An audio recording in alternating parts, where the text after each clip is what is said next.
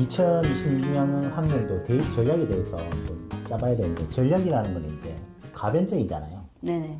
일단 시나리오를 한 두 개로 짜봐야 되는데, 시나리오의 전제 조건은 의대 정원이 다시 옛날로 돌아가거나 그대로 유지되는 거를 시나리오 1, 2로 짜보려고 하거든요.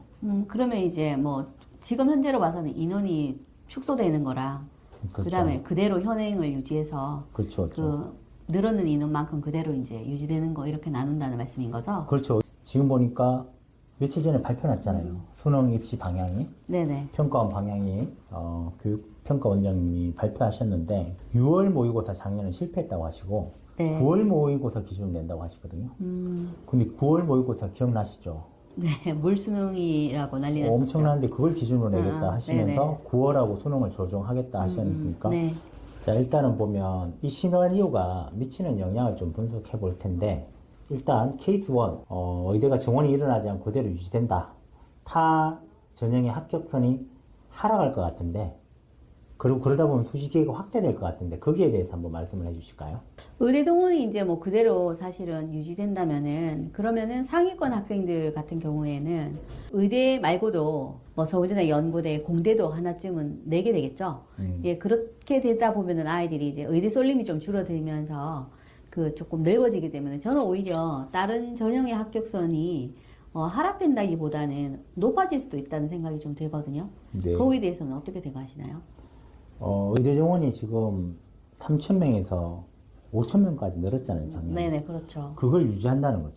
정원된 상태에서 유지한다는 정원된 상태에서 유지를 한다. 아, 예, 제가 반대로 그러면, 이해했네요. 예. 그럼 죄송합니다. 정원된 상태에서 예. 유지하기 때문에 타전형의 합격선은 당연히 하락하겠죠. 네, 그렇겠죠. 그리고 수시기회가 작년처럼. 작년에 많이 확대됐잖아요. 그렇죠. 다른 학과 같은 경우에는 훨씬 가기가 쉬웠고, 특히나 이과 계열은 뭐 내신이 좀 낮는 아이도 연대도 그렇고 많이 합격을 했죠. 예년에 비해서는. 네네네네.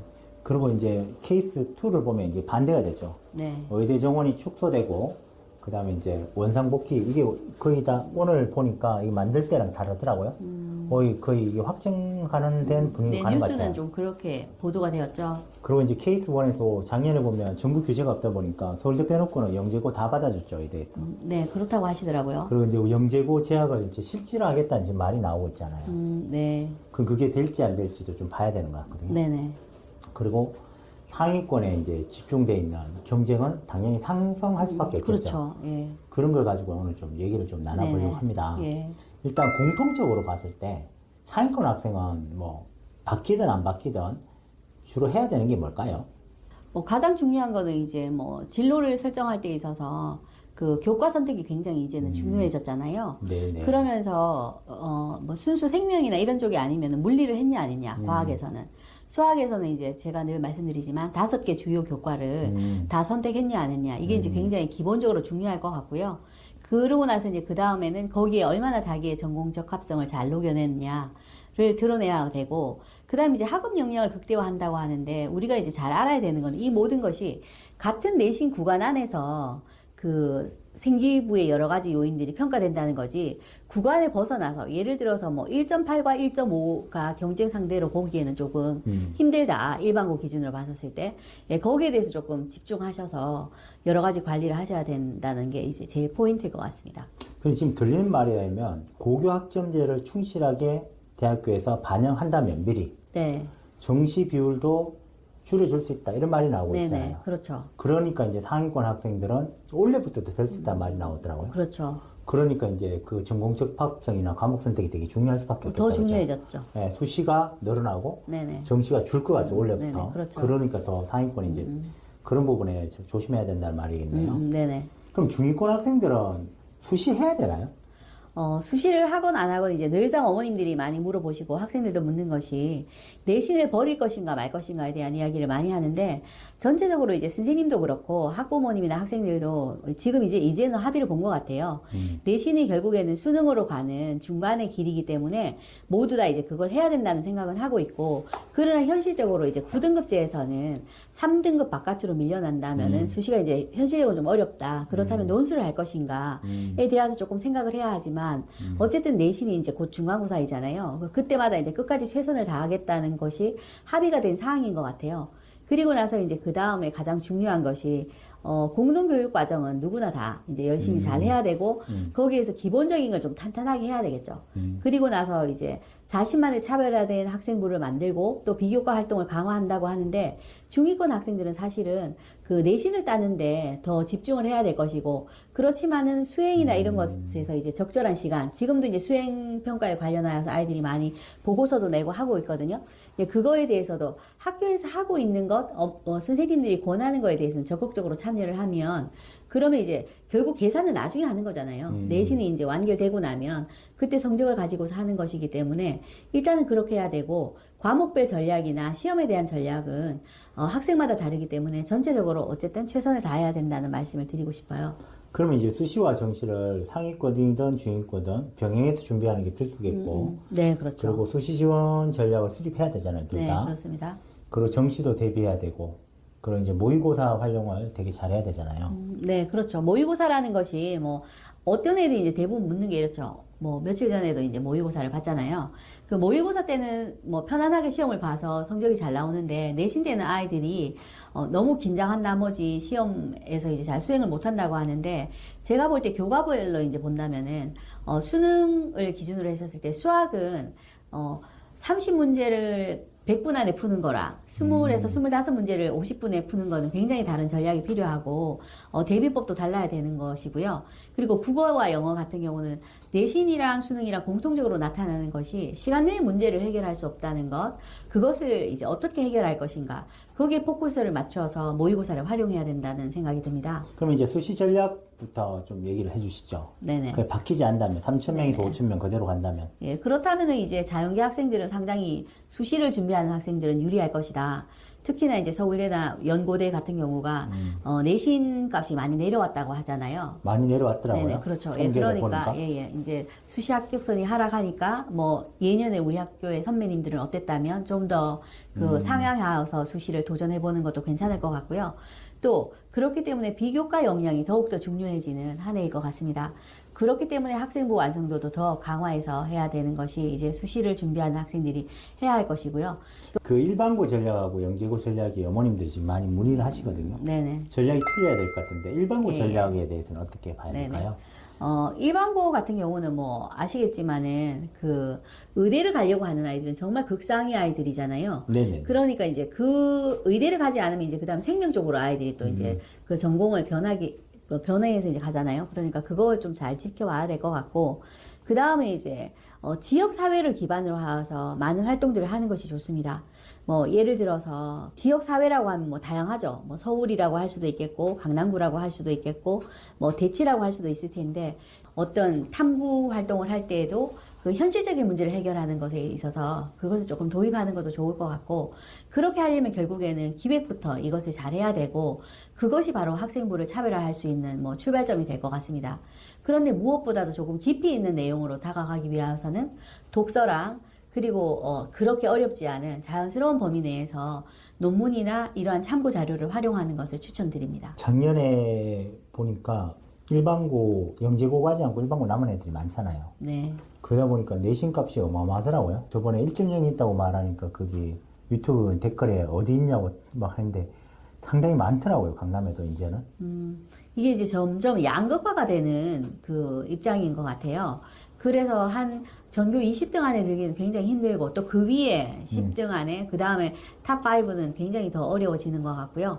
그리고 이제 또 많은 아이들이 다들 공부를 하기 때문에, 제가 생각할 때 9등급제에서 뭐 학군지역이라고 하는데, 학군지라고 하는 곳에서는 4등급까지는 누구나 다 공부를 열심히 하고 있다. 그렇기 때문에 내신을 받기가 쉽지 않다.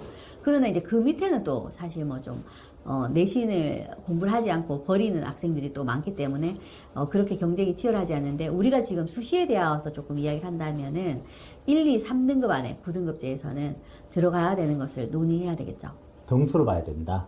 근데 이제 내신 값이 많이 올라가니까 이게 양극화되니까 내신이 거의 잘 받은 애들이 많기 때문에 의대를 간다면 그 사회적 맥락에 따라 가지고 자기가 의대를 왜 갔는지 그 시사점을 포함해야 된다, 이렇게 보면 되겠네요. 네. 네. 그리고 이제 영재고가 서울대 빼고는 다 받아줬더라고요. 뭐 사실 저희가 학업 역량으로 봐서는 영재고를 갖는 아이들이 수과학만 잘하는 것은 아니고 전반적으로 학업 역량이 아주 우수하기 때문에 대학에서는 당연히 제가 볼 때는 우수한 인재를 받아주는 것에 있어서 뭐 당연한 선택이었다고 보는데, 하지만 이제 사회적으로 우리가 합의를 받는 것이 영재고를 가는 학생들은 이과 계열의 어떤 그 공대 이런 쪽으로 나가는 국가 것을 인재로. 그렇죠. 예. 예, 예. 그래서 이제 그런 쪽으로 나가는 것을 이제 추구하고, 의대를 가려고 하는 경우에는 영재고를 진학하지 말라는 것이 사회적인 합의인데, 이게 이제 대학에서 지켜줘야지 이것이 되는데, 그렇지, 안 그렇지 지키죠. 않다는 것 자체가 조금 이제 나중에는 문제의 소지가 있을 수 있겠죠. 그 바뀔 수도 있다. 네네, 그렇습니다. 영재고는 일반고하고 다르게 탁월함을 보여줄 수가 있잖아요. 뭐 대학이랑 연동되는 그러한 프로그램도 많고요.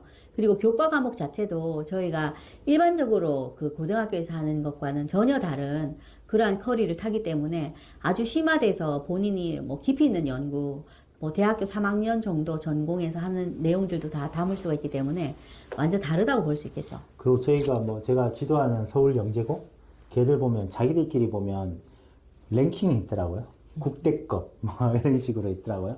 그 심화 수학을 할 수 있는지 없는지 자기들끼리 제한이 있더라고요. 등수에 따라 가지고. 뭐 이과 계열은 대부분이 이제 사실 거의 학업 역량으로만 보자면은 일렬로 줄 세울 수 있다는 생각들을 많이 하게 되죠. 예, 그러면 뭐 정시 전략은 뭐 다음에 좀 하도록 하고요. 네네. 예, 그리고 이제 과목 선택을 어떻게 할지가 좀 관심인데, 만약에 지금 3, 4등급 애들 있죠, 이과 애들. 네네. 그 애들은 수능 과목 선택할 때 네. 사탐을 해야 되나요?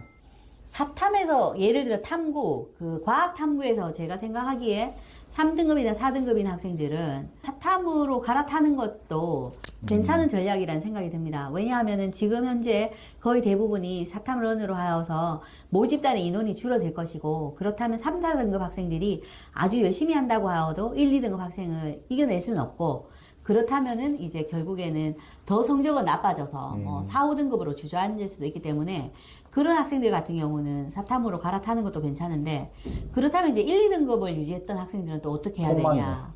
예, 그것도 이제 굉장히 좀 심각한 문제이지 않을까 생각이 듭니다. 근데 뭐 교육부에 지금 뭐 평가원에서는 또 그거에 대한 대책을 마련해서 발표를 했어요. 사탐으로 넘어오면 그 점수를 어떻게 조정을 하겠다. 조정 점수를 발휘해서 네네. 그 난이도를 맞추겠다. 뭐 이렇게 말하는데, 네네. 그 현실적으로 가능할까요, 원장님? 글쎄요, 이때까지도 이제 그 우리가 난도 조절을 하고 그렇게 하는 거는 쉽지 않았고, 절대 평가가 아니고 상대 평가이기 때문에 현재 수능은 그게 쉽지는 않을 것 같습니다. 그리고 대학은 또 이미 발표를 했기 때문에 사탐에서도 그 불이익이 없는 학교는 이미 공지되었고, 그것을 알고서 이제 학생들이 또 움직였는 것이라서요. 예, 그래서 쉽지는 않을 것 같습니다. 네. 그러면 이제 가장 현실화된 전략. 원래 인원으로 의대가 회귀된다.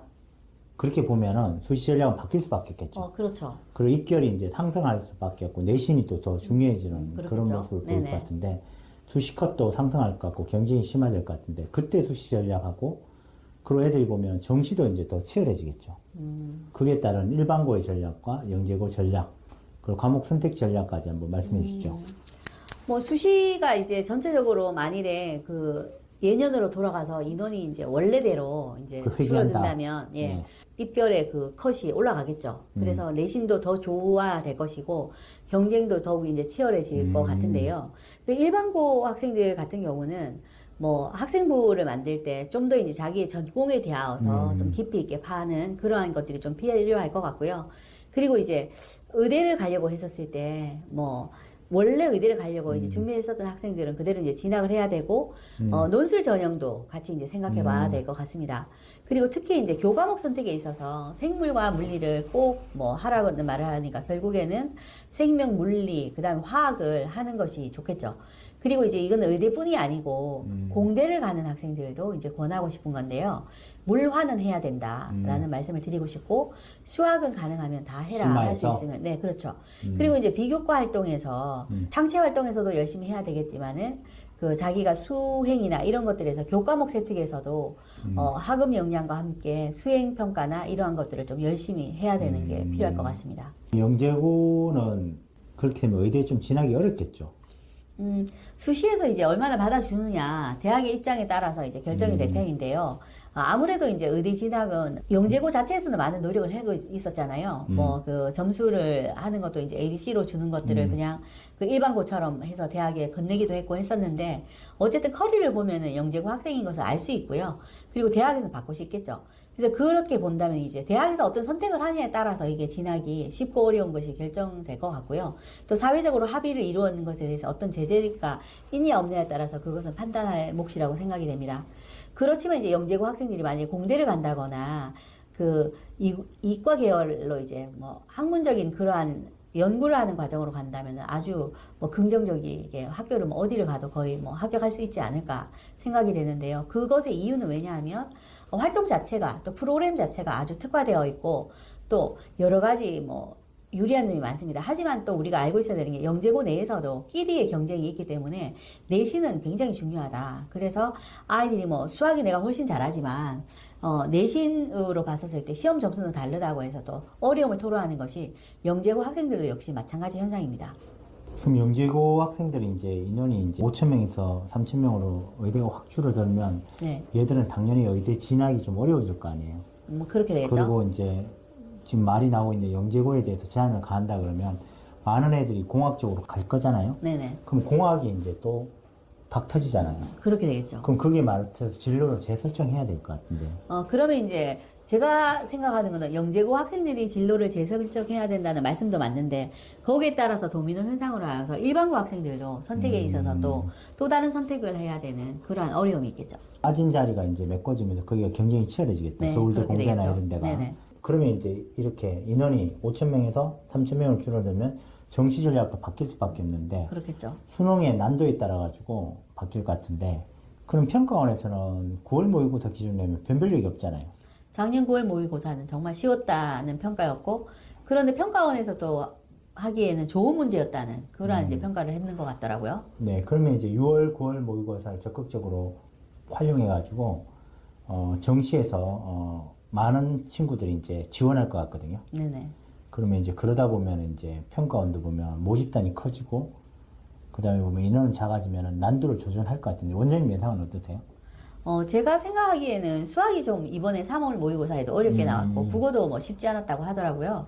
그래서 작년 수능 같은 경우는 과탐이 아주 어려웠고 뭐 나머지는 뭐 극상위권이나 최상위권 아이들에게는 크게 변별이 없었다면 올해는 좀 수학도 어렵게 나오지 않을까 그렇게 전망해 봅니다. 과목 선택 전략에 대해서는 따로 제가 생각하기에는 블로그나 아니면 이 화면을 정지해가지고 한번 읽어보게 하시는 것이 더 좋지 않을까 네, 생각이 알겠습니다. 듭니다. 그러면 어머님도 이게 의대와 약대 트랙하고 공학계열 트랙하고 자연계 일반 과목 과목 선택 전략이 나와 있으니까 한번 잘 보시면 될 것 같습니다. 네네. 그럼 이런 전략적 상황에서 결국 입시는 모든 경우에도 설계하는 게임이잖아요. 네. 그러면 이제 이런 거에 대해서 원장님이 조금 요게 목차에 따라 한번 설명해 주시면 어떨까요? 뭐 읽어보시면 다들 아실 것 같은데요. 제가 또 약간 첨언을 하자면은 하나의 시나리오로 가서는 안 된다. 즉 뭐 나는 수시파야, 나는 정시파야 이렇게 해서는 안 되고요. 왜냐하면 입시는 내가 결정하는 것이 아니고 상황에 따라서 그리고 이제 그 상대 평가로 가는 것이라서 그래서 이제 다각도로 접근을 해야 된다는 것. 그리고 그 다음에는 성적에 대한 어떠한 경쟁을 넘어서 또 선택을 어떻게 하는가가 굉장히 중요하기 때문에 네네네. 예, 그래서 이제 이때 이제 어떤 전략을 선택할 것인가도 그 공부를 열심히 하는 것 못지않게 중요하다. 그리고 또 유연하게 다가가야 된다는 게 중요하죠. 지금 방금 말씀드렸는 것처럼 어떻게 변화하고 있는가. 지금 사탐론을 할 것이다. 저희가 이제 지금 이렇게 예측하고 있지만 이것이 육모가 지나고 구모가 지나면서 실질적으로 이제 그렇게 될 것인지는 알 수가 없는 거잖아요. 그러니까 지속적으로 이제 정보를 좀 업데이트하면서 그러한 선택들을 해야 된다는 게 이제 또 뭐 하나의 남아있는 과제라고 할 수 있을 것 같고, 그 다음에 무엇보다도 이 모든 이야기들이 나에게 맞는 말인지를 한번 생각해 보셔야 되겠죠. 뭐 나는 별로 상관이 없이 뭐 그냥 뭐 예를 들면은 물리나 화학을 하지만 뭐 만점을 받는 게 거의 확실하다. 이러면 이제 이런 이야기는 별로 의미가 없을 것이고, 나는 뭐 성적이 좋아서 이과를 갔지만 내신을 할 때 탐구에서 사회 과목을 잘했었다고 하면 또 이것도 또 다른 문제가 되기 때문에 개인별 맞춤 전략이 무엇보다도 중요하다. 수시 정시를 결정할 때도 그렇고 이 말씀을 드리고 싶고, 그래서 이제 공부는 애들이 하는 거고 학생들은 너무 많은 정보에 노출될 필요는 없을 것 같습니다. 하지만 이제 부모님들께서는 꾸준하게 뭐 저희 유튜브나 아니면 좋은 영상들, 좋은 정보들이 많으니까요. 꾸준하게 그걸 보시면서 조금 계산을 해 보셔야 되고, 그리고 이제 전문가를 통하여서 상담을 하고, 요사이는 학교에서도 굉장히 이러한 것들을 많이 도움을 주시고, 또 지자체나 그 교육청에서도 이걸 많이 도움을 주시거든요. 그러니까 같이 한번 상담을 받아보시는 것도 괜찮을 것 같습니다. 그러면 이게 수시와 정시의 균형 있는 준비를 이제 해야 된다. 이렇게 보면 되겠네요. 네네. 입결을 이제 뭐 예측을 해보긴 하는데 케이스 1과 케이스 2인데 이제 만들 때는 이제 케이스 1이 될 수도 있다고 생각하는데 이제 케이스 2로 이제 봤다고 봐야 되겠죠. 아무래도 뭐 지금 나오는 걸로 봐서는 오늘의 기준으로 본다면은 뭐 원래 인원으로 이제 돌아갈 것이라서 의대 경쟁은 심화될 것이고 그 다음에 이제 상위권의 입결은 굉장히 반당하겠죠. 이제 치열해질 것이면서 수시컷도 올라갈 예, 거고. 그렇죠. 그리고 정시도 이제 경쟁이 더 격화되고. 어려워질 것이고 과탐과 수학의 난이도도 올라갈 것이라는 게 이제 전문가들이 많이 말씀을 하시고요. 하지만 이제 일반고는 좀 더 기회가 확대될 것이다. 그리고 학생부가 중요하고 과목을 무엇을 선택했냐가 중요하다. 아. 그렇게 볼 수가 있겠죠. 그 작년에 의대 넣으니까 많이 기대했지만 오히려 또 많이 떨어졌더라고요, 애들이요. 그렇습니다. 예. 그러면 이제 학생 유형별로 전략을 짜야 되는데 여기는 이제 뭐 성적에 따라 나눴는데 학교하고 이렇게 나눴는데 사실은 이건 이제 어머님들이 오셔서 네. 여기 있는 그룹도 상위권도 사실은 나누면 한 10개로 나눌 수 있잖아요. 그렇죠. 10개 구간을 구간이 촘촘하게 나오고. 나누어야 되고 그렇죠, 그렇죠. 교과목이 또 어떻게 되냐에 따라서 일반적으로 그냥 뭐 내신이 몇 등급이다 이렇게 할 것이 아니고 수과를 잘했는가 아니면 국영수를 잘했는가 뭐 이런 것들에 대해서 좀 나누어서 또 뭐 상담을 해야 할 필요가 있습니다. 중위권은 이제 좀 생각을 좀 잘해야 되는데 이제 많이 바뀌긴 했죠. 그 수시 정시를 동시에 하는 것 같아요, 애들이. 네, 그렇습니다. 예. 그럼 수시 전략도 다각화해야 되고, 그죠? 학생부도 이제 계속 해야 되는 것 같아요. 하위권 학생들 같은 경우는 해야 할 것에 대하여서 집중하고 하지 말아야 할 것을 하지 않는 것이 모든 학생들이 그렇게 해야 되겠지만은 그게 이제 굉장히 중요할 것 같고 그 다음에는 어디까지 내가 목표를 하는가 성적을 가지고서 뭐 갈 수 있는 곳도 많거든요. 그러니까 용기를 잃지 않고 계속 하는 것이 되게 중요하다고 생각이 됩니다. 그러면 특목고 애들은 원래 유리한가요? 불리한가요? 일반적으로 외고나 이런 데는 굉장히 뭐 유리할 것 같고요.